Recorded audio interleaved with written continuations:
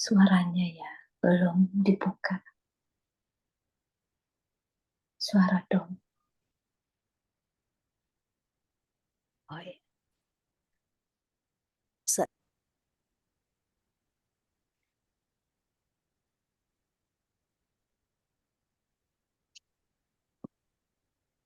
Senang sekali berjumpa dengan Ibu Regina dan komunitas kembali. Tapi sebelumnya, apakah ada pengantar dulu dari Ibu Yulce? Sudah tidak ada dong, dipersilakan. Oke, saya sudah menyerahkan PR saya, yaitu presentasi. Apakah bisa kita mulai untuk melihat presentasinya? Saya harapkan apa yang saya sampaikan ini cukup berguna nantinya, meskipun acara kita agak padat karena menjelang pukul di sini pukul 3 ya. Di situ menjelang pukul 9. Nanti saya harus ikut ofisi, yaitu ibadat yang biasa diucapkan oleh para rahib. Kami berdoa ofisi 8 kali sehari. Jadi ini termasuk salah satunya saja. Baik, kita mulai saja di sini. Spiritualitas membaca kitab suci bersama Santo Isidorus dari Sevilla. Baik, sebelum kita melanjutkan dengan Santo Isidorus dan sebagainya, kita lihat dulu apa arti spiritualitas. Spiritualitas berasal dari kata spiritus, yaitu bahasa Latin, yang berarti tiupan angin, napas, nyawa, jiwa, atau roh.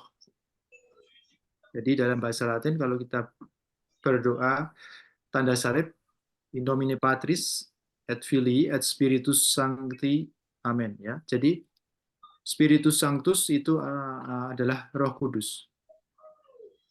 Seringkali dalam literatur Kristiani kata ini, roh itu diperlawankan dengan tubuh, korpus atau daging, karo. Jadi spiritual, apa yang bersifat spiritual itu bersifat rohani dan bukan bersifat jasmani atau bersifat daging atau karnalis. Maka spiritualitas itu adalah hal-hal yang berkenaan dengan situasi hidup rohani, khususnya pertumbuhan, perkembangan, atau pemulihan dan pembimbingan rohani.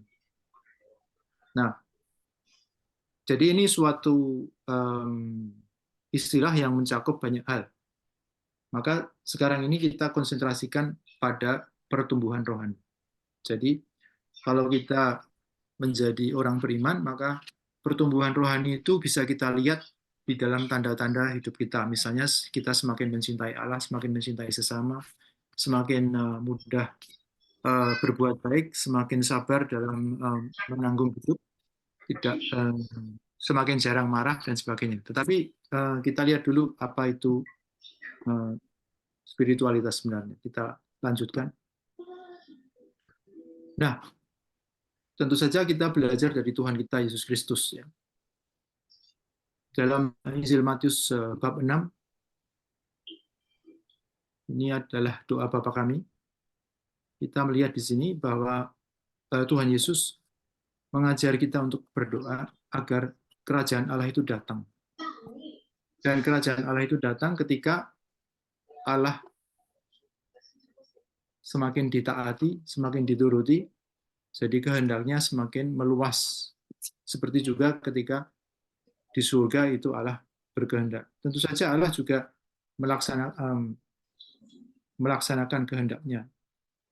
Kehendak Allah juga terjadi, tetapi karena Allah menghargai manusia yang berkebebasan, maka Allah menunggu manusia untuk supaya dalam kebebasannya manusia menyerahkan diri dan taat kepadanya. Dalam Injil Lukas misalnya, kerajaan Allah ini digambarkan sebagai orang yang menaburkan benih.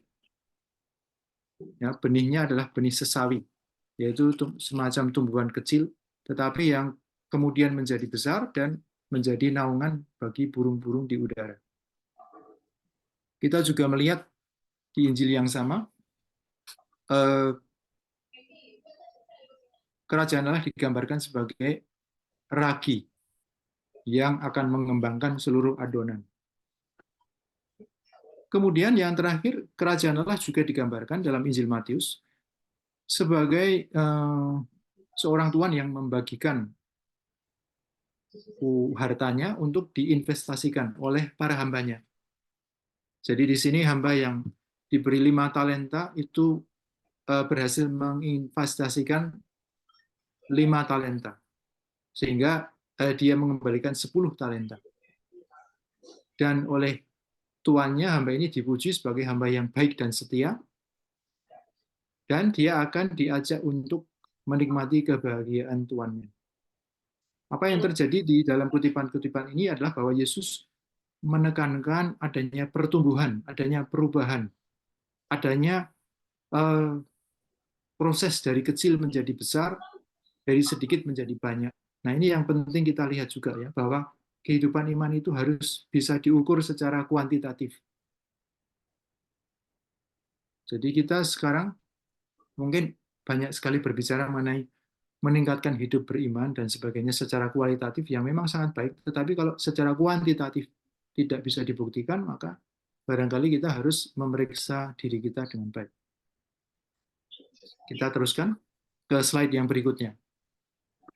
Nah, ini adalah sebuah program untuk spiritualitas menurut Santo Paulus. Inilah doaku, semoga kasihmu makin melimpah dalam pengetahuan yang benar dan dalam segala macam pengertian, sehingga kamu dapat memilih apa yang baik, supaya kamu suci dan tak bercacat menjelang hari Kristus, penuh dengan buah kebenaran yang dikerjakan oleh Yesus Kristus untuk memuliakan, ini salah cetaknya, untuk memuliakan dan memuji Allah. Kataku itu seharusnya tidak ada di sini. Jadi di sini Santo Paulus menekankan adanya kasih yang makin melimpah, yang menghasilkan nantinya buah kebenaran. Nah, kita tidak perlu terlalu banyak tahu mengenai apa itu buah kebenaran, apa itu kasih yang makin melimpah. Tetapi jelas bahwa di sini ada suatu perubahan dari sedikit menjadi banyak, dari kecil menjadi besar. Kasih yang makin melimpah. Dari yang tadinya tidak ada buah, lalu kan menjadi ada buah. Begitu ya. Jadi ini adalah program dari pertumbuhan rohani atau spiritualitas menurut apa yang dikatakan Santo Paulus. Santo Paulus banyak sekali berbicara mengenai ininya. Ini hanya salah satu contoh saja yang saya kutip secara acak. Kalau kita membuka surat-surat Rasul Paulus, akan banyak dijumpai program-program semacam ini juga, serupa. Baik, kita teruskan. Sekarang kita melihat Santo Petrus dalam suratnya yang kedua. Kuasa ilahi Allah telah menganugerahkan kepada kita segala sesuatu yang berguna untuk hidup yang saleh oleh pengenalan kita akan Dia yang telah memanggil kita dengan kuasanya yang mulia dan ajaib. Wah, ini sudah merupakan satu program yang cukup berat, yaitu usaha kita untuk mengenal Allah dengan semakin lebih baik. Nah, dengan mengenal Allah, maka saya lanjutkan, dengan jalan itu Ia telah menganugerahkan kepada kita janji-janji yang berharga dan yang sangat besar, supaya olehnya kamu boleh mengambil bagian dalam kodrat ilahi dan luput dari hawa nafsu dunia yang membinasakan. Maaf, luput dari hawa nafsu duniawi yang membinasakan dunia. Itu dia. Jadi semakin kita dekat dengan Allah, tidak hanya sebagai hamba, tetapi di sini dikatakan mengambil bagian dalam kodrat ilahi. Artinya, bersama Tuhan Yesus Kristus kita menjadi anak-anak Allah, menjadi ahli waris anak, ahli waris dari surga. Karena Yesus tinggal di surga, kita menjadi ikut dalam keputraan Allah itu bersama Tuhan Yesus. Kita membonceng kendaraannya Tuhan Yesus untuk bisa naik ke surga dan mengambil bagian dari warisan itu, yaitu kehidupan kekal di surga. Itu idenya begitu. Nah, supaya kita bisa mencapai itu, maka Santo Petrus melanjutkan, kamu harus berusaha untuk menambahkan kepada imanmu kebajikan, dan kepada kebajikan pengetahuan, dan kepada pengetahuan penguasaan diri, dan kepada penguasaan diri ketekunan, dan kepada ketekunan kesalehan. Banyak salah cetak, maaf, kesalehan ya, bukan kesalahan.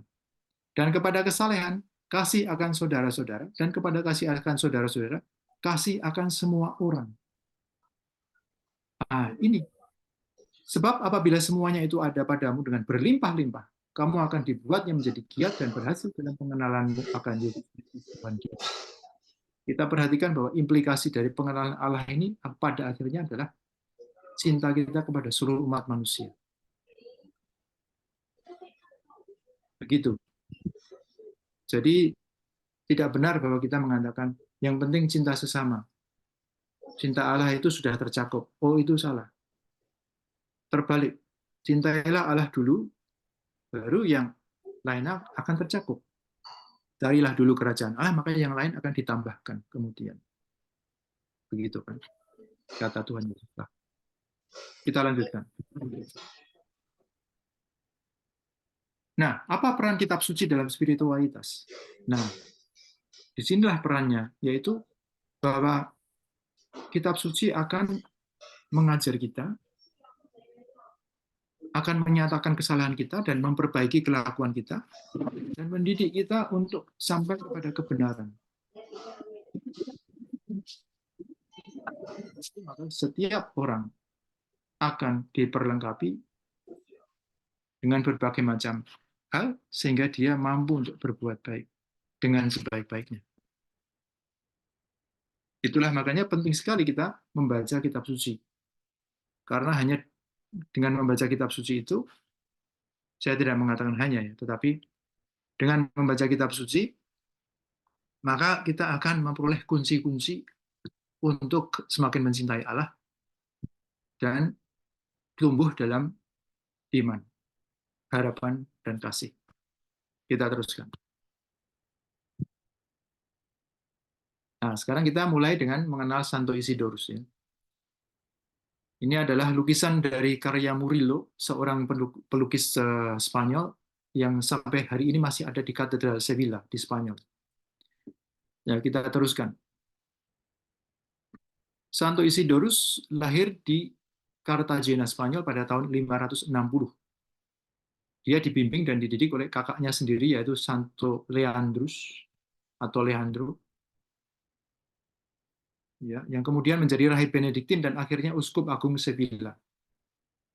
Nah, ketika Leandro mengundurkan diri, maka adiknya menggantikan sebagai uskup agung. Sampai dia meninggal pada tahun 636 juga di Sevilla. Dan sekitar 15 tahun kemudian, Konsili di Toledo mengatakan bahwa Santo Isidorus adalah pengajar yang cemerlang dan perhiasan terkini bagi gereja Katolik, orang yang paling cendekia di zaman mutakhir ini, yang harus selalu disebut dengan Taksim. Nah, jadi itulah penghargaan kepada Isidorus yang sudah diberikan oleh gereja, setidaknya gereja di Spanyol, hanya beberapa puluh tahun setelah ia meninggal. Kemudian pada tahun 1722, dia dinyatakan sebagai doktor atau mahaguru gereja oleh Paus Innocentius yang ke-13. Baik, kita lihat selanjutnya. Ini adalah posisi dari Sevilla. Itu ada di sebelah selatan dari semenanjung Spanyol. Di atas itu adalah ibu kotanya yang bernama Madrid. Begitu kira-kira. Kita teruskan lagi. Ini posisi dari Spanyol di Laut Tengah. Jadi Spanyol dari sebelah barat atau sebelah kiri, kemudian di tengah itu ada Italia, Roma, sebelah kanannya lagi Yunani, kemudian Turki, dan di sebelah bawahnya itu adalah Afrika. Jadi Spanyol ada di situ. Itulah tempat dari Santo Isidorus. Kita lihat sekarang slide berikutnya, yaitu Katedral Sevilla yang sangat megah, yang dibangun pada eh, abad tengah dan dinyatakan pada tahun 1987 sebagai suatu tempat warisan sejarah dunia oleh UNESCO. Berikutnya kita lihat lagi slide berikutnya. Oke. Nah, kekhasan dari Santo Isidorus adalah bahwa dia adalah Bapa Gereja yang terakhir di Barat. Dan tulisan-tulisannya mencakup baik ilmu-ilmu sekuler maupun ilmu suci, khususnya kitab suci, dogma, liturgi, dan spiritualitas. Selain juga budaya, sejarah, dan bahasa. Dia juga penggagas pertama dari berbagai ensiklopedi atau summa, seperti Etymologiae, itu yang berisi 20 jilid, himpunan dari bermacam-macam pengetahuan, dan Liber Sententiarum, yang berisi dalil-dalil teologi dan spiritual yang nanti akan kita bicarakan. Selain itu juga dia mengarang buku-buku praktis tafsir kitab suci, khususnya Allegorie Quendam Sacri Scripturae yang berisi tafsir spiritual mengenai kitab suci. Dan Liber Numerorum yang membahas angka-angka di dalam kitab suci. Pestanya adalah 4 April, dan ini ada beberapa tautan yang bisa disimak untuk mencari tahu lebih lanjut. Baik, kita teruskan sekarang. Nah, kita sekarang sampai pada buku beliau sendiri, yaitu Sententiarum Libri Tres, yaitu 3 buku tentang dalil-dalil. Dalil-dalil itu maksudnya apa? Kamus Besar Bahasa Indonesia mengatakan bahwa dalil adalah pendapat yang dikemukakan dan dipertahankan sebagai suatu kebenaran. Jadi, buku ini berisi dalil-dalil atau rumusan-rumusan singkat, padat, mengenai berbagai doktrin, baik doktrin teologi maupun doktrin moral. Dan ini adalah sebuah karya yang terkenal karena pada abad pertengahan tersebar dalam 500 manuskrip yang ada sampai sekarang.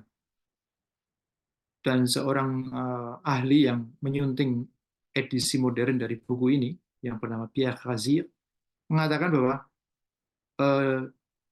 buku dalil-dalil ini adalah karya puncak yang merangkum seluruh hidup Isidorus. Seluruh pengajaran pastoralnya, karyanya yang paling pribadi, pengejawantahan terbaik dari proyeknya sebagai uskup untuk gereja di zamannya. Dan dalam taraf tertentu adalah juga wasiat spiritualnya. Demikian dikutip oleh Trisolio dalam bukunya Introduzione a Isidoro di Siviglia, atau pengantar pada Isidorus dari Sevilla. Nah, apa isi buku ini? Begini, jadi di sini dikatakan 3 buku itu dalam bahasa lama, sebenarnya buku berarti bagian dari suatu karya, bukan buku yang terpisah satu sama lain. Jadi ini kita bisa mengatakan buku 1 itu adalah bagian 1, buku 2, bagian 2, dan seterusnya.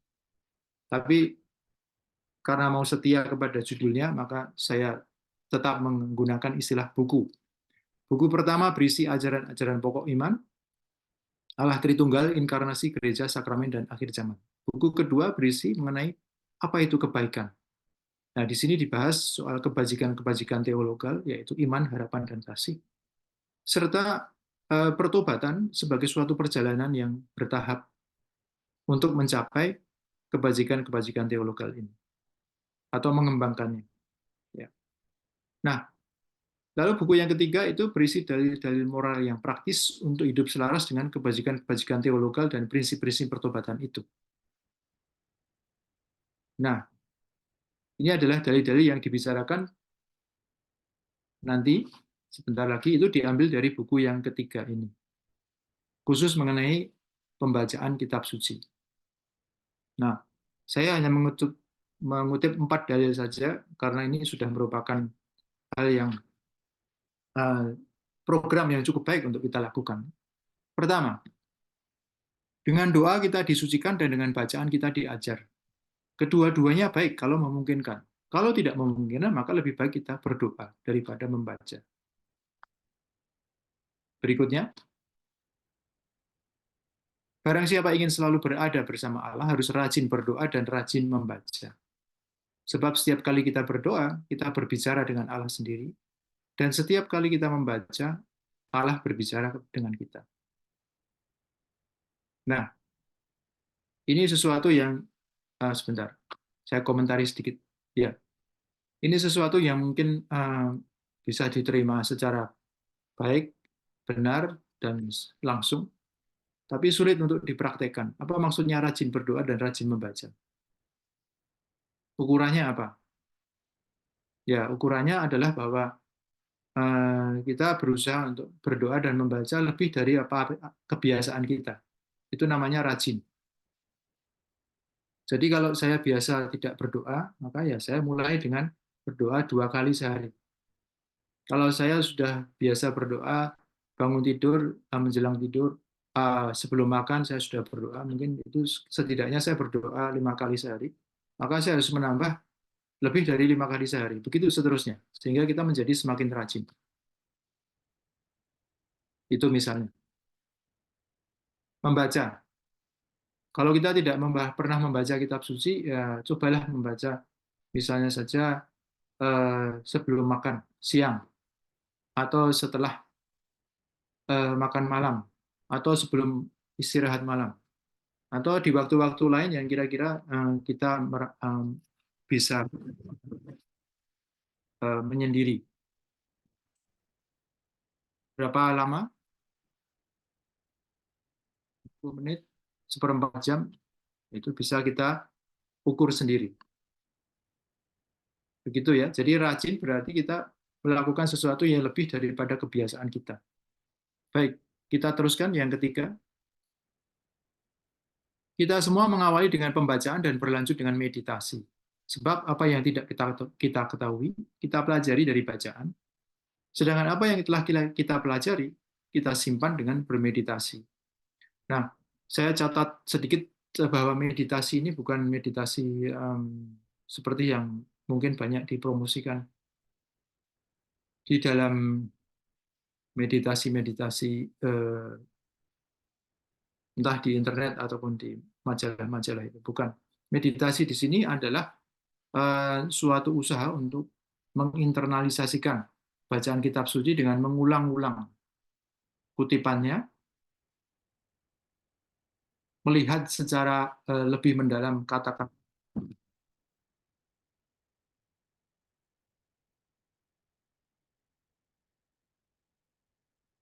kita masing-masing. Dengan cara itu maka kita juga bisa mengerti, bisa menghafal, bisa merasakan dan menghayati. Itu namanya meditasi. Jadi meditasi bukan mengosongkan pikiran atau memusatkan pandangan pada suatu titik tanpa perasaan apapun, itu tidak.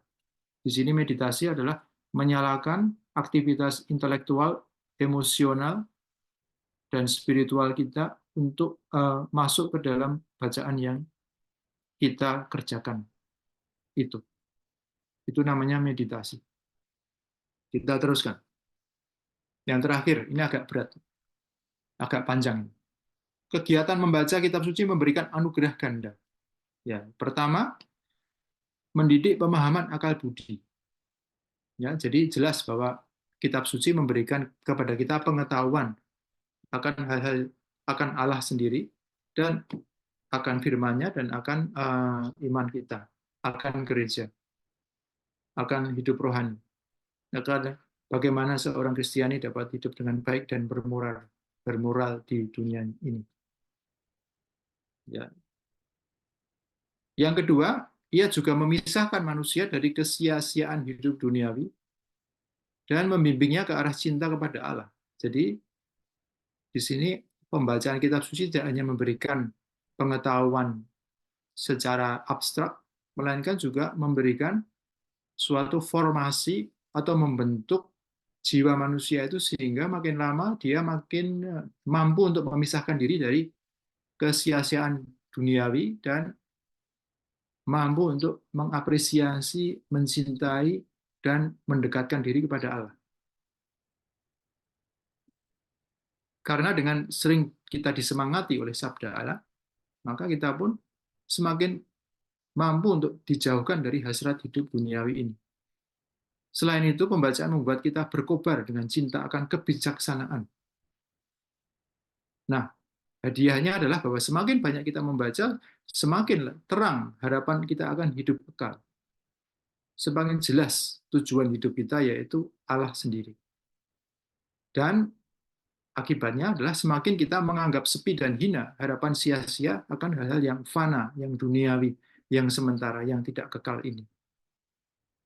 Sehingga kita tidak tersesat seperti orang yang melakukan perjalanan dengan kereta api dari Jakarta ke Surabaya. Ketika dia sampai di Cirebon, mencium bau terasi, lalu berhenti di stasiun dan membeli terasi.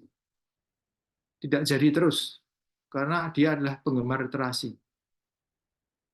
Jadi ketika dia mencium bau terasi itu, maka dia seakan-akan termabukkan dan lupa akan tujuannya, yaitu harus mencapai Surabaya. Demikian juga dalam hidup, seringkali kita mengalami hal seperti itu. Kita terbelokkan oleh suatu hal yang merangsang panca indera kita. Mata, telinga, indera peraba, pengecap, dan sebagainya.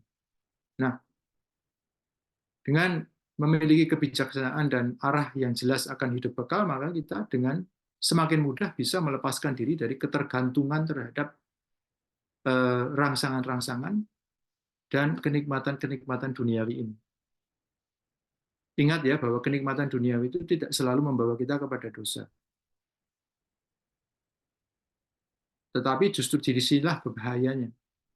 Karena kalau kita makan enak, seperti yang telah kita bicarakan di pertemuan yang lalu, makan enak itu kalau kita lupa dari tujuannya, yaitu memperkuat tubuh demi supaya kita dapat melaksanakan kehendak Allah, demi makin mampunya kita mencintai Allah dan sesama, maka itu menjadi dosa, menjadi salah, karena kita membuat kenikmatan makan menjadi tujuan, padahal sebenarnya itu hanyalah sarana.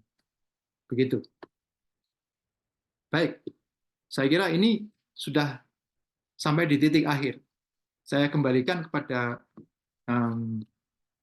Dr. Yulce untuk selanjutnya bagaimana. Mungkin ada yang mau mengomentari atau bertanya. Terima kasih, Dom. Sungguh dalam ya pengajaran pada malam hari ini.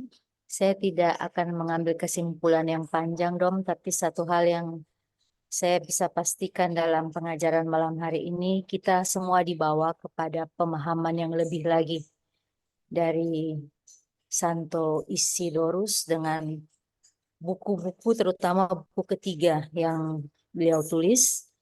Kita dibawa untuk lebih